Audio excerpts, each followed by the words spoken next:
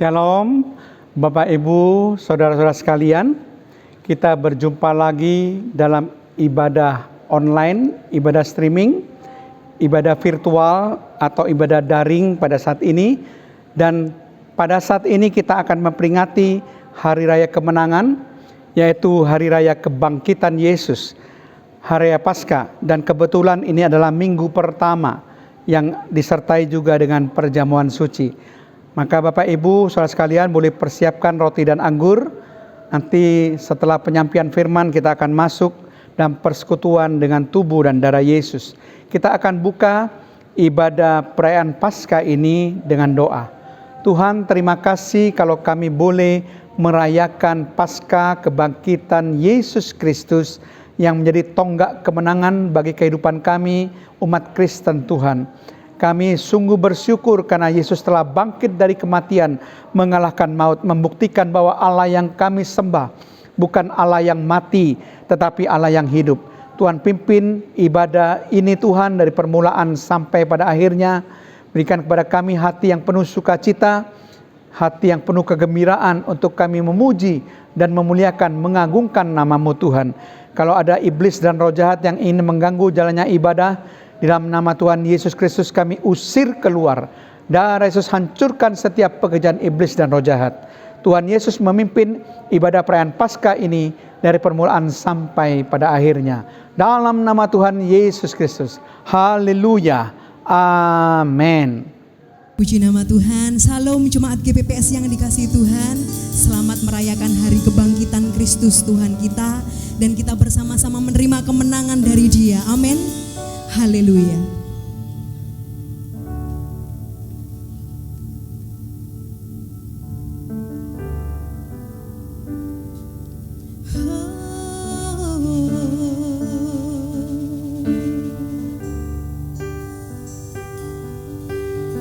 Ku berdiri di tengah umat-Mu dari segala suku bangsa. Kami umat-Mu yang telah ditebus dan telah diselamatkan.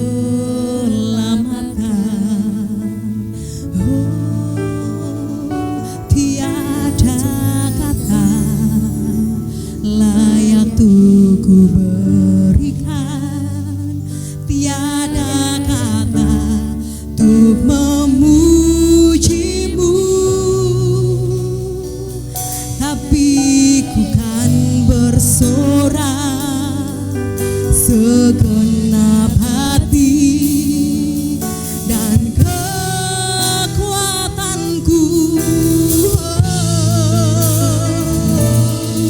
Haleluya, haleluya, bagi anak domba.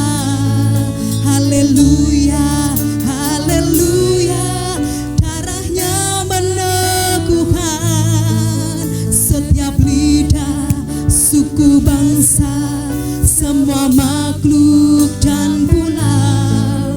Berikan glory, berikan hormat, beri pujian bagi anak domba.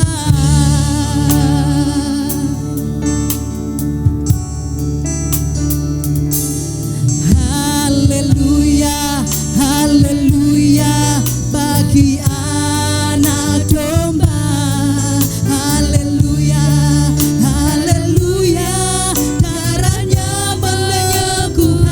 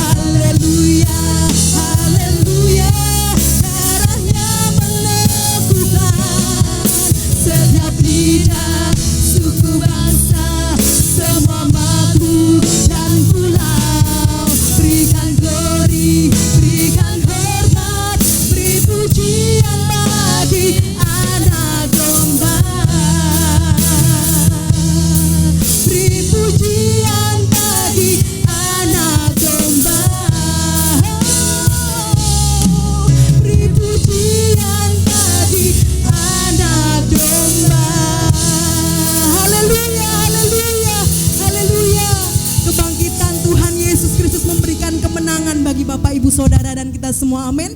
Allah bangkit bagi Bapak Ibu dan kita semua. Kita dimenangkan, amin.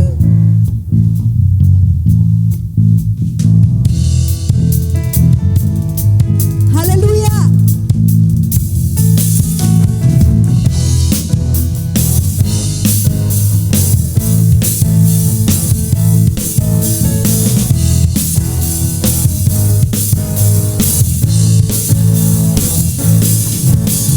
Gerakkanlah kekuatanmu ya Allah, tunjukkanlah kuasa-Mu ya Tuhan. Amin. Serahkan musuhmu, selamatkanlah umat-Mu. Allah dahsyat di tempat kudus-Nya. Oh, yeah. Serahkanlah kekuatanmu ya Allah, tunjukkanlah kuasa-Mu ya Tuhan. Serahkan musuhmu, selamatkanlah umat-Mu. Allah dahsyat di tempat kudus-Nya. Sama-sama katakan, Allah bangkit, bersoraklah. Hey! Allah bangkit, bernyanyilah. Musuh dikalahkan, umat-Nya dibebaskan. Hey! Allah dahsyat di tempat kudus-Nya. Haleluya.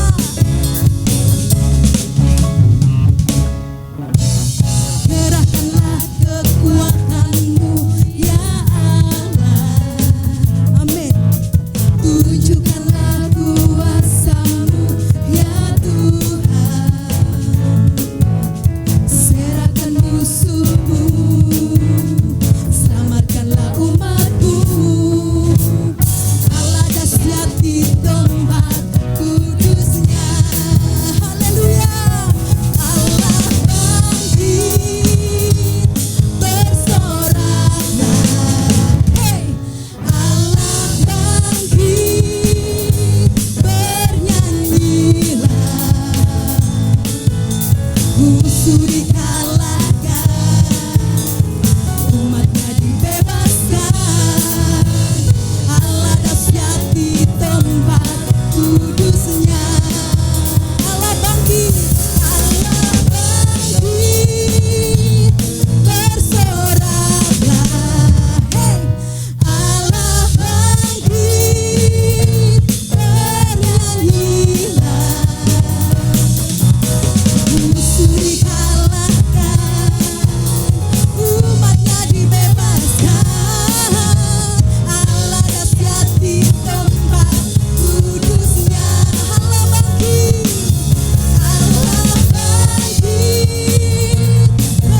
bersoraklah. Allah bangkit, bernyanyilah. Haleluya. Musuh dikalahkan, umat-Nya dibebaskan. Allah dahsyat di tempat kudus-Nya. Mari katakan, Allah dahsyat, Allah dahsyat, oh Allah dahsyat, Allah dahsyat di tempat kudus-Nya. Haleluya. Haleluya. Sebab kami percaya bahwa Tuhan memegang setiap kehidupan kita, amin. Hidup kita aman di dalam tangan Tuhan. Dia yang memberikan harapan bagi Bapak Ibu Jemaat dan semua yang dikasihi Tuhan. Kebangkitannya memberikan kemerdekaan dan kemenangan bagi kita. Sebab Dia hidup memberikan harapan.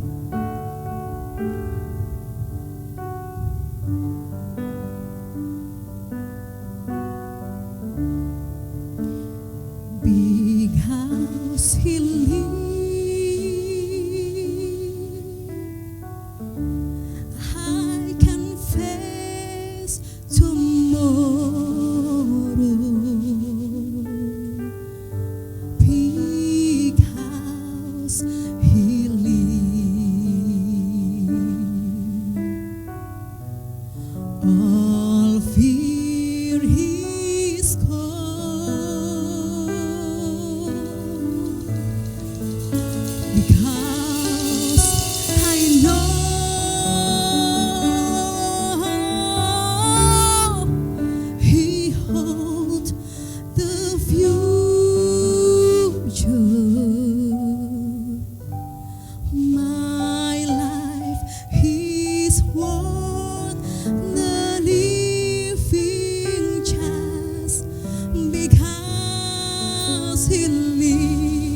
Mari jemaat Tuhan imani dan katakan sebab Dia hidup.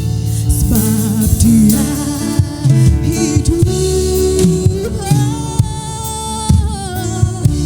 Ada hari sebab Dia hidup, ada harapan. Sebab Dia hidup.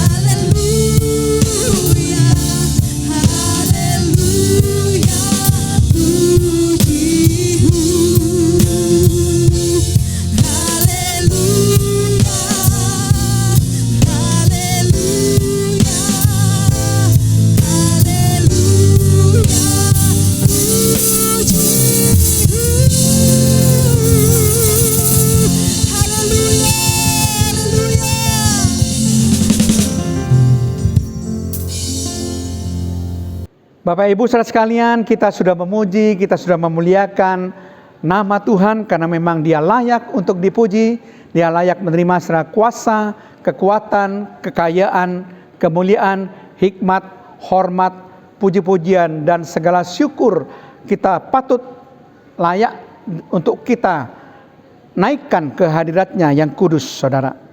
Nah, saudara sekalian, kita akan mendengarkan kebenaran firman Tuhan setelah kita memuji dan memuliakan nama Tuhan. Dan saya percaya hati kita siap untuk ditaburi oleh kebenaran firman Tuhan. Mari kita berdoa. Tuhan, terima kasih kami sudah memuji dan memuliakan nama-Mu, dan kami yakin dan percaya Tuhan bahwa setiap puji-pujian dan penyembahan kami merupakan persembahan yang harum, persembahan yang sempurna yang Tuhan boleh terima. Kami percaya Tuhan bahwa hati kami sudah siap untuk menerima taburan kebenaran firman-Mu. Kiranya Roh Kudus memberikan kepada kami hikmat, akal budi, kebijaksanaan. Terpujilah nama-Mu Tuhan, di dalam nama Tuhan Yesus Kristus. Haleluya. Amin. Shalom Bapak Ibu Saudara sekalian.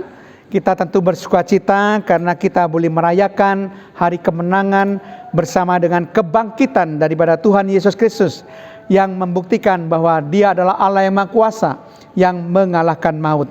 Nah Bapak Ibu Saudara sekalian, saya akan mengambil suatu tema sebagai judul khotbah saya pada perayaan Paskah ini adalah Paskah membaharui hidup. Sekali lagi, Paskah membaharui hidup.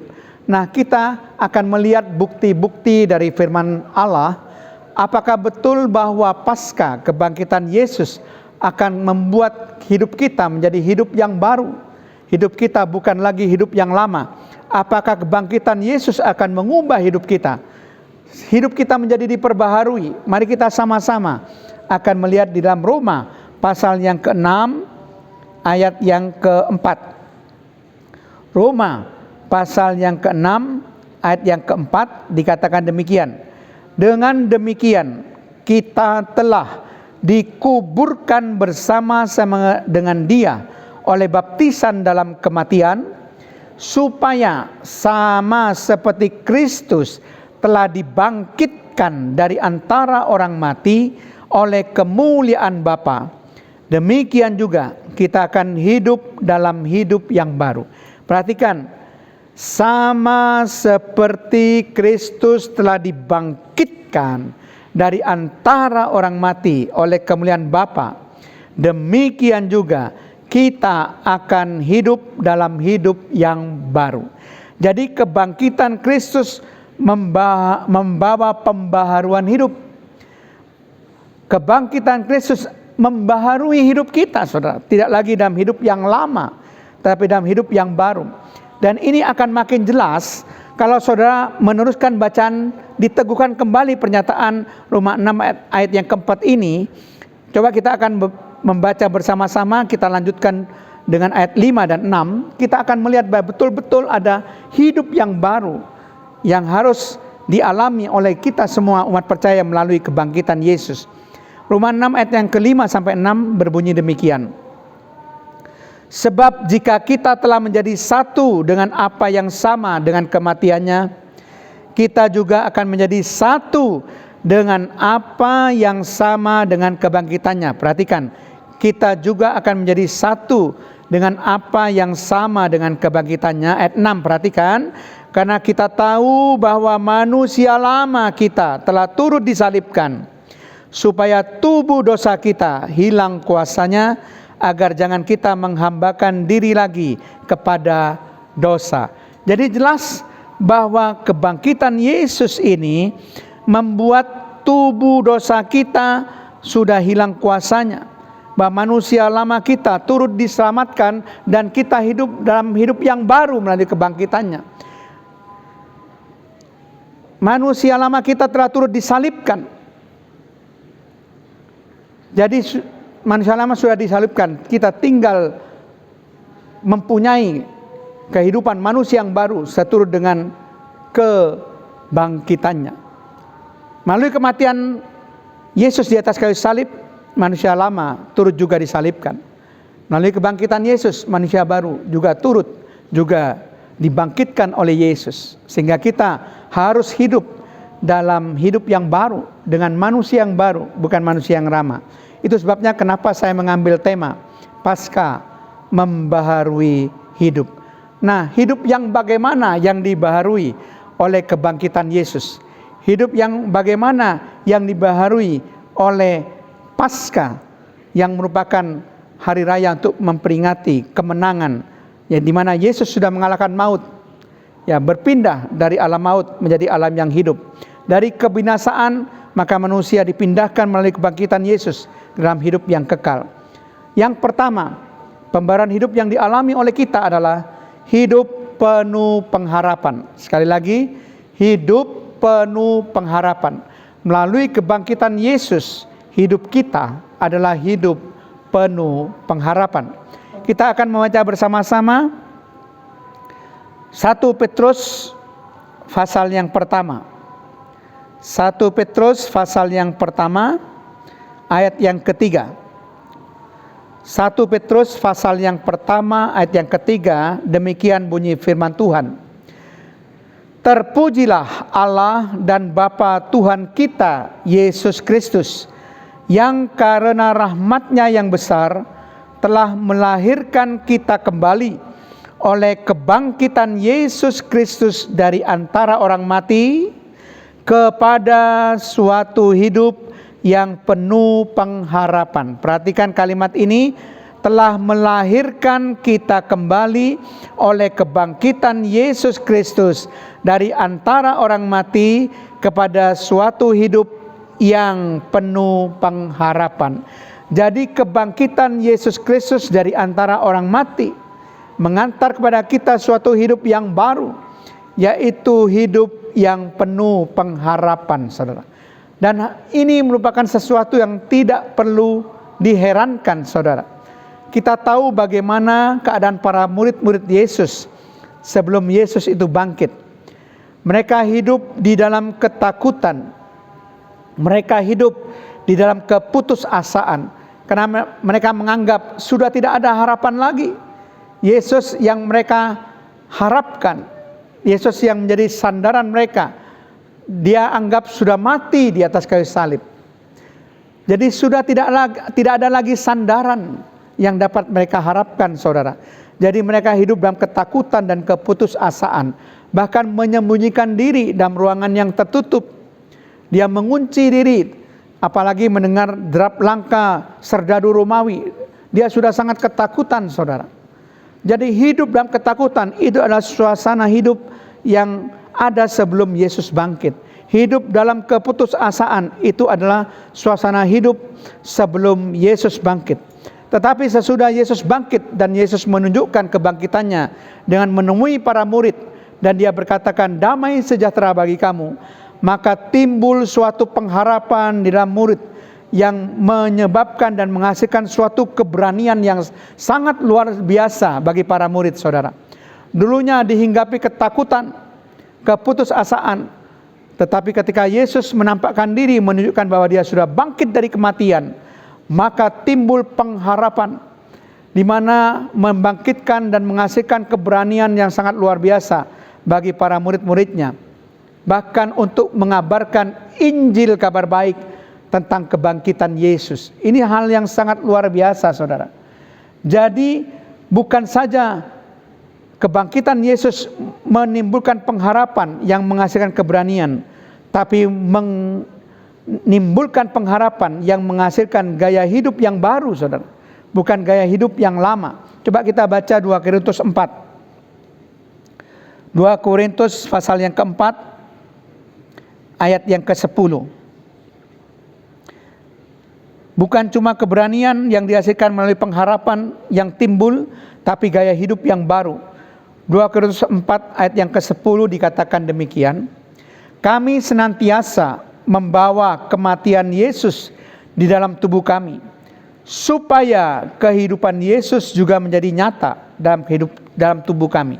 Perhatikan, ini pernyataan pengakuan di mana kehidupan Yesus melalui kebangkitannya ini menjadi nyata di dalam tubuh kami. Jadi mereka kemana-mana membawa kehidupan Yesus yang sudah bangkit dari kematian, saudara. Betapa mereka begitu bangga mempunyai Allah yang hidup, bukan Allah yang mati. Yesus sudah menunjukkan dirinya, dia mengalahkan maut dan bangkit. Dan dia adalah Allah yang hidup, saudara, bukan lagi mati di dalam alam kubur, saudara. Nah, saudara sekalian, demikian juga 1 Petrus 2 ayat 24. Mari kita akan baca. 1 Petrus pasal yang kedua ayat yang ke-24. Dikatakan demikian, Ia sendiri telah memikul dosa kita di dalam tubuhnya di kayu salib, supaya kita yang telah mati terhadap dosa hidup untuk kebenaran. Nah, saudara perhatikan saudara, bahwa dengan kebangkitan Yesus, kematian Yesus dan kebangkitan Yesus, maka kita hidup untuk kebenaran. Kita mati terhadap dosa, suatu gaya hidup yang baru saudara. Suatu gaya hidup yang sudah berubah. Dulunya dalam ketakutan menjadi keberanian. Nah sekarang dulunya hidup dalam dosa, sekarang menjadi hidup untuk kebenaran. Hidup mati terhadap dosa. Jadi saudara, kebangkitan Yesus mengantar kepada kita pembaharuan hidup, yaitu hidup penuh pengharapan. Dengan pengharapan yang timbul karena kita tahu bahwa Yesus adalah Allah yang hidup, akan menghasilkan keberanian bagi kita untuk terus senantiasa untuk menyaksikan tentang kebangkitan Yesus. Kemudian yang kedua, mengubah gaya hidup kita. Tidak lagi hidup dalam dosa, tapi hidup untuk kebenaran. Hidup yang mati terhadap dosa, dikatakan dalam 1 Petrus 2 ayat 24 ini. Ini adalah suatu perubahan hidup yang terjadi akibat kebangkitan Yesus. Kemenangan di mana Yesus menunjukkan dengan mengalahkan maut. Nah, yang kedua saudara, pembaharuan hidup apa yang terjadi akibat Paskah atau kebangkitan Yesus? Kalau yang pertama dikatakan hidup penuh pengharapan, maka yang kedua adalah hidup penuh kemenangan. Sekali lagi, hidup penuh kemenangan. Nah, kita tahu bahwa yang jelas kebangkitan Yesus menunjukkan kemenangan terhadap apa saudara? Yang pertama adalah kemenangan terhadap maut. Mari kita akan baca surat 1 Korintus. Surat 1 Korintus pasal yang ke-15. Kita baca ayat yang ke-54 bagian B sampai ayat yang ke-55. Ya. 1 Korintus 15 ayat 54b sampai 55 dikatakan, maut telah ditelan dalam kemenangan. Hai maut, di manakah kemenanganmu? Hai maut, di manakah sengatmu? Ketika Yesus sudah mengalahkan maut, dia bangkit dari kematian. Maka dikatakan di sini, maut telah ditelan dalam kemenangan. Hai maut, di manakah kemenanganmu? Hai maut, di manakah sengatmu? Ingat saudara, Yesus sudah mengalahkan maut. Dan yang kedua saudara, Yesus sudah mengalahkan iblis. Perhatikan, untuk menunjukkan, membuktikan bahwa Yesus bukan saja menang terhadap maut, tapi Yesus juga menang dan mengalahkan iblis. Kita baca Kolose pasal yang kedua. Kolose pasal yang kedua ayat yang ke-15. Kolose pasal yang kedua ayat yang ke-15, demikian bunyi firman Tuhan. Ia, ini huruf besar, Yesus telah melucuti pemerintah-pemerintah dan penguasa-penguasa dan menjadikan mereka tontonan umum dalam kemenangannya atas mereka. Nah, iblis dikatakan sebagai pemerintah-pemerintah dan penguasa udara, saudara. Tapi di sini iblis sudah dilucuti oleh kebangkitan Yesus dan mereka dijadikan tontonan dalam kemenangannya atas mereka. Jadi Yesus sudah menang terhadap iblis, saudara. Kekuasaan iblis sudah dilucuti. Penguasa-penguasa udara sudah dilucuti. Pemerintah-pemerintah dari kerajaan iblis sudah dilucuti oleh kebangkitan Yesus, kemenangan Yesus yang bangkit dari kematian. Ibrani 2:14, coba kita baca. Ibrani pasal yang kedua ayat yang ke-14. Ibrani pasal yang kedua ayat yang ke-14 dikatakan demikian. Karena anak-anak itu adalah anak-anak dari darah dan daging, maka ia juga menjadi sama dengan mereka dan mendapat bagian dalam keadaan mereka. Ini yang penting, supaya oleh kematiannya ia memusnahkan dia, yaitu iblis yang berkuasa atas maut. Jadi iblis dimusnahkan oleh kematian Yesus dan kebangkitan Yesus. Karena iblis dikatakan penguasa atas maut, berkuasa atas maut, tapi ternyata maut dikalahkan oleh Yesus melalui kebangkitannya. Oleh kematian dan kebangkitan Yesus, maka Yesus memusnahkan iblis dan segala kuasa maut sudah dihancurkan, sudah dikalahkan oleh Yesus. Jadi iblis betul-betul sudah dikalahkan. Yesus memproklamirkan kemenangan melalui kebangkitannya setelah dia mati di atas kayu salib. Kita membaca 1 Yohanes 3 ayat yang ke-8. 1 Yohanes 3 ayat yang ke-8. Dikatakan demikian, saudara.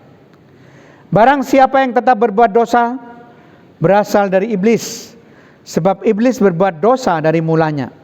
Untuk inilah anak Allah menyatakan dirinya, yaitu, perhatikan, supaya ia membinasakan perbuatan-perbuatan iblis itu. Jadi anak-anak Allah itu diberikan kuasa untuk membinasakan perbuatan-perbuatan iblis itu. Jadi anak Allah di sini adalah Yesus. Anak Allah menyatakan dirinya, Yesus menyatakan dirinya supaya Yesus membinasakan perbuatan iblis itu. Dan kita sebagai anak-anak Allah diberikan kuasa untuk memakai kuasa nama Yesus. Kita bisa menangking iblis dalam kuasa nama Yesus. Kita boleh memakai kuasa nama Yesus. Diberi hak oleh Yesus. Karena Yesus sudah membinasakan perbuatan iblis. Dikatakan tadi, Yesus memusnahkan iblis. Bahkan Yesus membinasakan perbuatan iblis.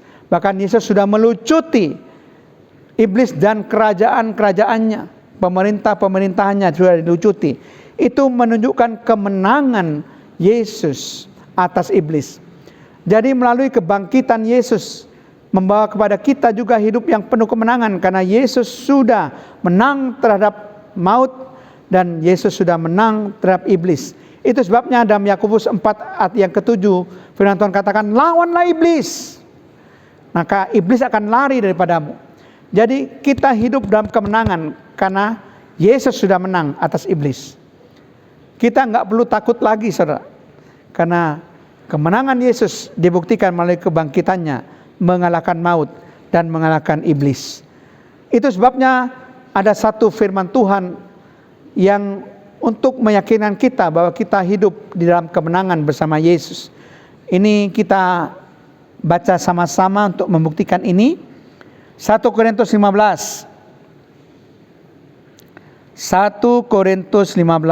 ayat 57. Bagaimana kita hidup dalam kemenangan bersama dengan Yesus. 1 Korintus 15 ayat 57. Tetapi syukur kepada Allah yang telah memberikan kepada kita kemenangan oleh Yesus Kristus Tuhan kita. Perhatikan. Syukur kepada Allah yang telah memberikan kepada kita apa, saudara? Kemenangan oleh Yesus Kristus Tuhan kita. Berarti kita ini hidup penuh kemenangan oleh karena Yesus. Yesus sudah menunjukkan kemenangannya melalui kebangkitannya dari atas orang mati. Yesus sudah mengalahkan maut, sudah mengalahkan iblis dan segala penguasa-penguasa udara, pemerintah-pemerintah sudah dilucuti. Dan kita harus punya keyakinan bahwa kita pun dapat mengalahkan iblis, memenangkan iblis, karena kita bersama dengan Yesus hidup di dalam kemenangan demi kemenangan menurut 1 Korintus 15 ayat 57. Nah, kemudian kita akan melihat yang terakhir, yang ketiga, pembaharuan hidup apa yang dapat kita alami melalui pasca kebangkitan Yesus dari antara orang mati. Yang ketiga adalah hidup penuh kesaksian. Hidup penuh kesaksian. Jadi ketika Yesus bangkit dari antara orang mati, menunjukkan dirinya hidup, maka para murid-muridnya itu mulai memberitakan Injil, mengabarkan Injil. Apa Injil yang diceritakan oleh para murid-muridnya? Yaitu kebangkitan Yesus. Jadi para murid-murid itu memberitakan kebangkitan Yesus. Penekanannya adalah kebangkitan Yesus, karena mereka melihat bagaimana Yesus sudah bangkit dari kematian, dan semua para muridnya mereka mengabarkan Injil tentang kebangkitan Yesus, saudara. Disitulah banyak orang-orang yang percaya, sehingga timbullah, berdirilah gereja dalam masa sekitar para muridnya. Kisah Para Rasul mengabarkan Injil sampai ke Asia Kecil, sampai ke Yunani, semuanya boleh mendengar tentang Injil mengenai kebangkitan Yesus ini. Dan gereja mulai berdiri, jemaat mulai berdiri, saudara. Karena apa? Karena para murid hidup penuh kesaksian, bersaksi tentang kebangkitan Yesus. Contohnya kita akan melihat bagaimana Petrus memberikan contoh dalam Kisah Para Rasul pasal yang kedua. Kisah Para Rasul pasal yang kedua, ayat 23 sampai 24, dikatakan demikian. Dia atau Yesus yang diserahkan Allah menurut maksud dan rencananya telah kamu salibkan, telah orang Yahudi salibkan, dan kamu bunuh oleh tangan bangsa-bangsa durhaka. Ayat 24, perhatikan. Tetapi Allah membangkitkan dia dan dengan melepaskan dia dari sengsara maut, karena tidak mungkin ia tetap berada dalam kuasa maut itu. Jadi Yesus sudah bangkit, karena Yesus tidak mungkin tetap berada dalam kuasa maut. Jadi Petrus berkhotbah pada hari Pantekosta, saudara. Apa yang dikhotbahkan? Tentang kebangkitan Yesus. Setelah Yesus disalibkan, dibunuh oleh tangan bangsa-bangsa durhaka, bangsa Yahudi. Tapi dikatakan di sini, Petrus katakan Yesus sudah bangkit. Karena tidak mungkin Yesus tetap berada dalam kuasa maut. Dan ditegaskan dengan satu ayat yang sangat tegas sekali dalam ayat yang ke-32. Di situ dikatakan oleh Petrus dengan tegas. Kisah Para Rasul 2 ayat 32. Yesus inilah yang dibangkitkan Allah, dan tentang hal itu kami semua adalah saksi. Jadi Petrus menyatakan dirinya sebagai saksi kebangkitan Yesus, saksi Yesus yang sudah bangkit itu. Yesus inilah yang dibangkitkan Allah, dan tentang hal itu kami semua adalah saksi. Jadi semua para murid bersaksi tentang kebangkitan Yesus. Hidup mereka penuh dengan kesaksian, tidak lagi dalam ketakutan. Bahkan kalau kita perhatikan, hampir semua murid Yesus, para rasul, semua mati syahid. Hampir semuanya, saudara. Memang Rasul Yohanes mati karena tua, tetapi sempat dia digoreng dalam minyak mendidih, tapi tidak mati, lalu dibuang Pulau Patmos. Yudas Iskariot berkhianat, tapi sisanya semuanya mati syahid. Semuanya mati syahid karena apa? Karena Injil tentang Yesus yang bangkit itu. Saudara perhatikan, sangat luar biasa. Hidup para murid ditandai dengan hidup yang penuh kesaksian. Sebagai ayat yang terakhir, mari kita baca Kisah Para Rasul 4 ayat yang ke-33. Dikatakan demikian. Dan dengan kuasa yang besar, rasul-rasul memberi kesaksian tentang kebangkitan Tuhan Yesus. Dan mereka semua hidup dalam kasih karunia yang melimpah-limpah. Nah, saudara sekalian, Kisah Para Rasul menunjukkan suatu cerita, fakta bahwa para murid-murid Yesus semuanya memberikan kesaksian. Kesaksian tentang apa, saudara? Kesaksian tentang kebangkitan Tuhan Yesus. Jadi kebangkitan Tuhan Yesus inilah yang disaksikan oleh para murid-murid, bukan hal yang lain, saudara. Kalau saudara bersaksi, jangan menyaksikan saudara sendiri, tapi saksikanlah tentang Yesus. Saksikan tentang Yesus yang bangkit itu, Yesus yang hidup itu, yang menjadi juru selamat, yang menjadi Tuhan dalam kehidupan kita supaya kita boleh semuanya diselamatkan. Yesus yang sudah menunjukkan kemenangannya dengan bangkit dari kematian, itu yang perlu disaksikan. Nah, saudara sekalian, saya akan berikan suatu review. Pembaharuan hidup apa yang akan terjadi melalui pasca kebangkitan Yesus ini? Yaitu yang pertama, hidup penuh pengharapan. Yang kedua, hidup penuh kemenangan. Yang ketiga, hidup penuh kesaksian. Jadi mudah-mudahan dengan firman Tuhan ini, Bapak Ibu saudara sekalian, para jemaat yakin bahwa hidup kita sekarang ini melalui kebangkitan Yesus yang sudah mengalahkan maut, mengalahkan iblis dan segala pemerintahannya. Bahwa kita sekarang ini hidup penuh pengharapan. Bahwa kita sekarang ini hidup penuh kemenangan. Kita hidup penuh dengan kesaksian. Kita harus menyaksikan tentang Yesus yang bangkit. Amin. Mari kita persiapkan hati kita. Kita akan masuk di dalam perjamuan suci. Silakan Bapak Ibu mempersiapkan roti dan anggur. Kita berdoa terlebih dahulu.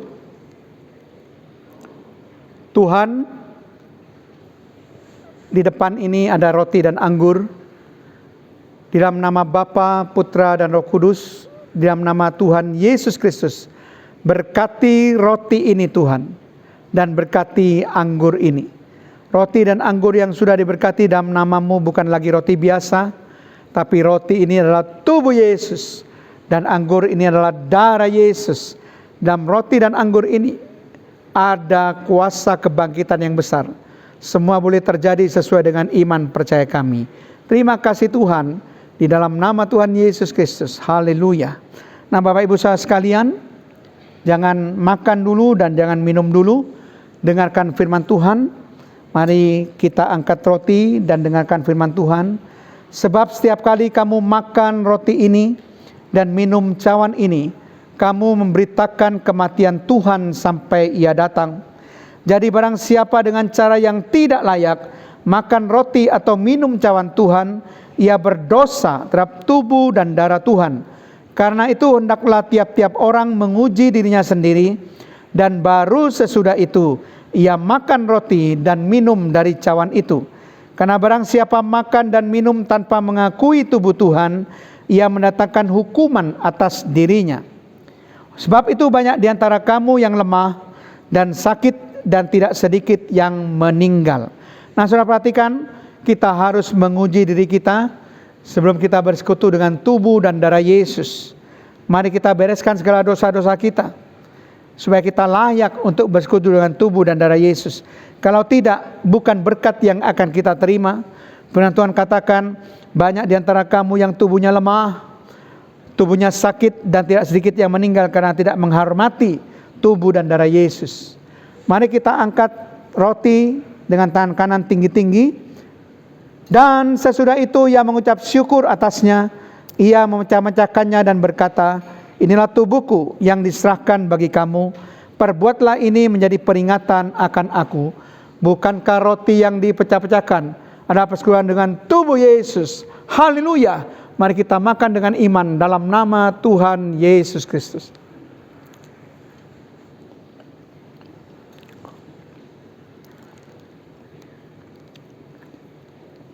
Terima kasih Tuhan. Terima kasih Tuhan Yesus. Mari kita angkat cawan dengan tangan kanan ke atas. Demikian juga yang mengambil cawan sesudah makan lalu berkata, cawan ini adalah perjanjian baru yang dimateraikan oleh darahku. Perbuatlah ini setiap kali kamu meminumnya, menjadi peringatan akan aku. Bukankah cawan pengucapan syukur yang atasnya kita ucapkan syukur ada persekutuan dengan darah Yesus? Haleluya. Mari kita minum dengan iman dalam nama Tuhan Yesus Kristus. Terima kasih Tuhan atas karya salib-Mu. Kami percaya sekarang Tuhan, kami sudah hidup dalam kemenangan bersama dengan Tuhan. Kami bukan lagi hidup dalam kekalahan. Hidup kami sudah ada pengharapan di dalam Yesus yang sudah bangkit dari kematian Tuhan. Dan kami juga Tuhan akan menyaksikan Yesus yang bangkit itu. Kepada setiap orang yang berjumpa dengan kami, kepada keluarga-keluarga kami, agar mereka juga mengenal tentang Yesus yang sudah bangkit. Yesus yang menjadi Tuhan dan Juru Selamat, supaya kami semuanya boleh diselamatkan. Terpujilah nama-Mu Tuhan, berkatilah setiap persembahan persepuluhan yang diberikan oleh jemaat. Berkatilah dengan berkat yang berkelimpahan Tuhan. Dan sekarang hamba-Mu berdoa berkat bagi mereka semuanya. Di dalam nama Tuhan Yesus Kristus, Tuhan memberkati segala pekerjaan, usaha dan pelayanan saudara. Tuhan memberkati saudara dengan kesehatan ilahi dan memberkati saudara dengan umur yang panjang. Tuhan memberkati saudara dengan pemeliharaan Allah yang sempurna. Tuhan memberkati saudara dengan perlindungan dari Allah. Dan Tuhan memberkati saudara dengan penyertaannya sampai selama-lamanya. Tuhan merancangkan hari depan yang penuh harapan, masa depan yang sungguh-sungguh ada, dan perjalanan hidup saudara dihiasi keberhasilan dan keberuntungan. Terima kasih Tuhan, kasih karunia daripada Allah Bapa, cinta kasih Allah Putra, serta persekutuan Allah Roh Kudus memberkati dan menyertai kita semua, mulai sekarang dan sampai selama-lamanya. Dalam nama Tuhan Yesus Kristus, haleluya, amin.